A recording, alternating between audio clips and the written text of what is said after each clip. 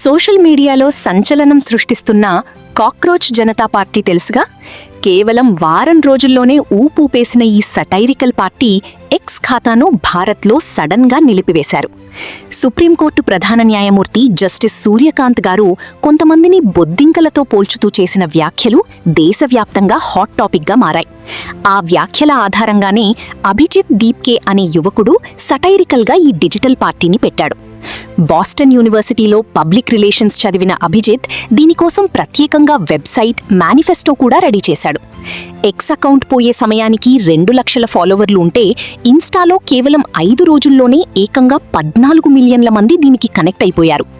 అయితే తన వ్యాఖ్యలను మీడియాలోని కొన్ని వర్గాలు వక్రీకరించాయని సీజీఐ తర్వాత వివరణ ఇచ్చారు. కానీ అప్పటికీ ఈ కాక్రోచ్ పార్టీ ఇంటర్నెట్ను షేక్ చేసింది. అకౌంట్ బ్యాన్ అవ్వడం వెనక హ్యాకింగ్ ప్రయత్నాలు కూడా జరిగాయని అభిజిత్ చెప్తున్నారు. అకౌంట్ బ్యాన్ అయితే తగ్గలేదు బాస్, వెంటనే కాక్రోచ్ ఈజ్ బ్యాక్ అంటూ కొత్త అకౌంట్ తెరిచారు. గంటలోని 16,000 మంది చేరిపోయారు. మరి ఈ డిజిటల్ రచ్చపై, కాక్రోచ్ పార్టీపై మీ అభిప్రాయమేంటో కింద కామెంట్ చేయండి. ఇలాంటి క్రేజీ అప్డేట్స్ కోసం ఇప్పుడే సబ్స్క్రైబ్ చేసుకోండి.